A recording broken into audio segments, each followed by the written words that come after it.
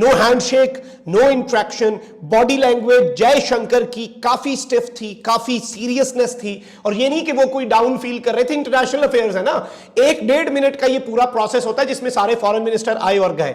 कि ये मोदी जहनियत की सरजमीन है। जिस तरीके से उनकी बॉडी लैंग्वेज थी, कभी कभी जिस तरीके से वो बात करते हैं वो नामुनासिब हमें लगती है, लेकिन वो अपने मुल्क के मफादात का तहफ़्फ़ुज़ करते हैं। और उन मफादात का तहफ़्फ़ुज़ करने के लिए ये जो मेरे सारी उनका इल्म वो यहाँ पर आएंगे ना जयशंकर जी, मतलब हम तो सीधी सी बात है, मुझे नहीं पता पाकिस्तान की क्या पॉलिसी, हम तो बहुत तरीके से उनको यहाँ पे स्वागत करेंगे हैं। जब वो एनालिसिस करते हैं तो बॉडी लैंग्वेज एक्सपर्ट्स बैठे होते हैं। आपकी बॉडी लैंग्वेज इंटरनेशनली बहुत ज्यादा मैटर करती है। और वैसे भी अगर आप पढ़ें कभी कम्युनिकेशन की साइंस को, तो उसमें कहते हैं कि 90% किरदार तो आपकी नॉन वर्बल कम्युनिकेशन का है। मतलब 90% आपकी बात जो है उसका इंपैक्ट जो है, और वो कम्युनिकेट हो रही है बगैर बोले, एक लफ्ज बोले बगैर, मतलब जुबान से कोई बात नहीं होती। इसीलिए देयर इज अ रीजन कि जब इंटरनेशनल लेवल पर कोई बहुत अच्छा मुल्क है या जिस मुल्क को अपनी इमेज का ख्याल है, उसमें कोई वजीर खारजा या वजीर आजम या सदर बनता है,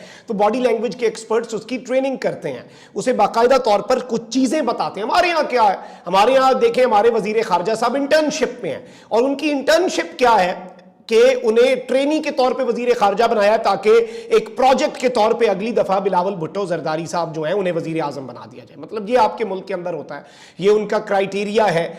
अब बिलावल भुट्टो जरदारी एससीओ का समिट जो है, अब इससे पहले बहुत सी और चीजें भी होती हैं, बहुत से और ऑप्शंस भी होते हैं। क्या हम शंघाई कोऑपरेशन ऑर्गेनाइजेशन को इग्नोर कर सकते हैं? नहीं। चाइना जाहिर बात है इस शंघाई कोऑपरेशन ऑर्गेनाइजेशन को देखता है, ओवरऑल चीजें लेके चलता है, तो इस सब के अंदर चाइना को भी हम नाराज नहीं कर सकते। अब हम खुद देख के फैसला कर रही है कि बिलावल के साथ वहां पे उनके जयशंकर ने क्या किया है। और ऑल्दो आप ये ज़हन नशीन रखें कि बिलावल भुट्टो कोई भी पाकिस्तानी फॉरेन मिनिस्टर जो इंडिया गए हैं, ये 12 साल बाद हुआ है गोवा के अंदर, उसमें इन्हें ग्रीट तो किया है बिलावल भुट्टो को, लेकिन हैंडशेक जो है वो अवॉइड किया है, हाथ मिलाने से गुरेज किया है इनके फॉरेन मिनिस्टर ने। भारत के साथ जयशंकर जो है वो बिल्कुल अपने हाथ नीचे, और वीडियो जो है अगर वो देखी जाए उसमें बाकियों के साथ उन्होंने बात भी की है। कोई आके, जैसे रशिया के फॉरेन मिनिस्टर आए, ये होता क्या है कि सबने आना होता है और होस्ट कंट्री के फॉरेन मिनिस्टर के साथ फोटो बनवानी होती है, उसके बाद उधर आगे जाना होता है, और वो फॉरेन मिनिस्टर खुद कहता है आप उधर चले जाएं।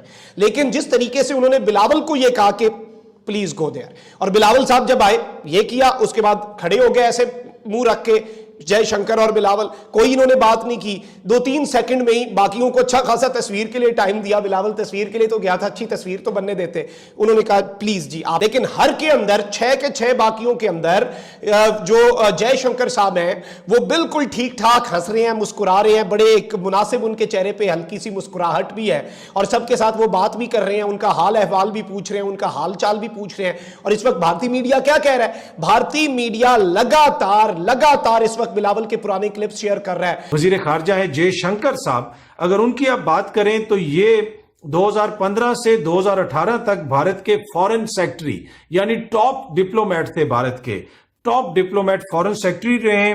1977 में उन्होंने भारत की फॉरेन सर्विस ज्वाइन की थी, यानी वो डिप्लोमेट बने थे 1977 में, 1977 में। अमेरिका चीन समेत मुख्तलिफ ममालिक के अंदर वो भारत के सफीर रह चुके हैं, वहां पे वो सफारतकारी कर चुके हैं, चीन के अंदर भी और अमेरिका के अंदर भी। दोनों इस वक्त जो ग्लोबल ताकतें हैं, अगर उनके सिस्टम को कोई समझता है शख्स, तो मेरे ख्याल में जो वहां पे सफीर रह चुका और बड़े अरसे तक वो चीन के अंदर सफीर रहे, इसी तरह वो अमेरिका में सफीर रहे, तो दोनों हुकूमतों को भी समझते हैं, दोनों सिस्टम्स को भी समझते हैं, तो वहां पे वो सफीर रहे। और उसके साथ साथ रिटायरमेंट के बाद एक बहुत बड़ी इंटरनेशनल कंपनी के ग्लोबल अफेयर्स के वो हेड भी रहे। हाँ जी, एज ए सफीर, एज ए डिप्लोमेट उन्होंने इतना लंबा अरसा गुजारा। उसके बाद फिर कॉर्पोरेट वर्ल्ड में भी एक बहुत ऊंची पोजीशन पे रहे, बड़ी अहम उनकी जिम्मेदारियां थी। और उसके साथ साथ फिर उन्होंने इलेक्शंस की तरफ जो जिस तरह भी उनका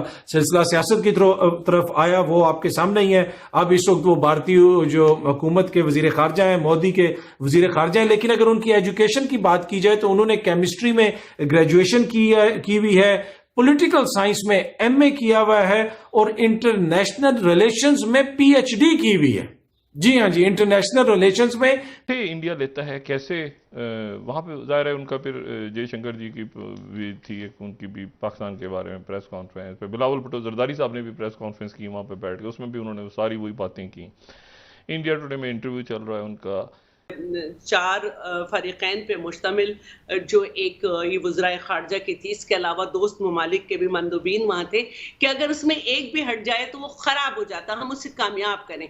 ये एक होस्ट की चाहे वो किसी भी मज़हब से ताल्लुक़ रखता हो, लेकिन ये कहा जाता है कि अपने घर आए वाले की कैसे इज़्ज़त की जाती है। अगर वो नहीं कर सके तो मैं नहीं समझती कि इंटरनेशनल फोरम पे इसे सराहा गया होगा और कहीं भी सराहा जाएगा। हाँ, ये जरूर है कि लेकिन हमने ये बिलावल भुट्टो जरदारी ने कश्मीर की बात तो की, लेकिन क्या उन्होंने वहां पर हुर्रियत रहनुमाओं से मुलाकात कोई की या उनके साथ कोई इस तरीके से इज़हार यकजहती किया जिससे ये हमें लगे कि पाकिस्तान क्योंकि जब मियां साहब नहीं मिले थे हुर्रियत की आदत से, तब भी ये बड़ी तनकीद हुई थी उस वक्त पीपल्स पार्टी ये इतना लंबा तो विजिट नहीं था, लेकिन अगर हमारे ऊपर जब कोई बात की गई तो हमारा मौक़िफ़ तो उनसे कश्मीर ही रहा ना, और दहशतगर्दी रहा। हम कैसे भूल सकते हैं उनके एक तो कलभूषण को, और फिर एक वो जो उनका पायलट हमारे यहाँ गिरा था और जिसको हमने चाय पिला के रुखसत किया था, हम उनके इक़दामात भूल तो नहीं सकते ना। चलिए आप साथ रहिए शैलजा साहिबा, मैं जरा इसी आगे बढ़ने के लिए बनते हैं। उनका एक दफ़ा फिर सेकुलर होने का जो दावा है उसको नीस्तो नाबूद कर दिया बिलावल के इस दौरे ने। देखिए, बिलावल भुट्टो की तर्ज सियासत से, उनके मामला से, उनकी सोच से आपको 1001 इख्तलाफ हो सकता है, लेकिन बतौर एक पाकिस्तानी के और बतौर एक पाकिस्तानी वज़ीर ख़ारजा के, मुझे आप ये बताएं कि अगर आप ना जाती तो इंडिया की सेहत पे क्या फ़र्क पड़ना था? आपने उसने फिर भी यही करना था। और अगर कोई पाकिस्तानी या कोई शख्स ये सोचता है कि इंडिया जो है उसमें बड़ी को कर्टसी हो सकती है, या तो वो अहमकों की जन्नत में रहता है। हम सबको पता था कि वो ऐसा करेंगे, शायद उन्होंने कम किया को मुखातिब किया और पाकिस्तान पे ऊपर जो एलिगेशंस लगाए, मैं तो करता हूँ कि फ़ॉरेन ऑफिस उसके जवाब में जो है फ़ॉरेन मिनिस्टर जो हैं वो सुबह प्रेस कॉन्फ्रेंस करेंगे और उसमें उनको एक प्रॉपर जवाब दिया जाएगा, क्योंकि ये जयशंकर की जो प्रेस कॉन्फ्रेंस है ये एक तज़हीक पाकिस्तान की हुई है और इसमें पाकिस्तानी अवाम की हुई है, और इसमें हमें अपनी जो जवाब है वो देना चाहिए था।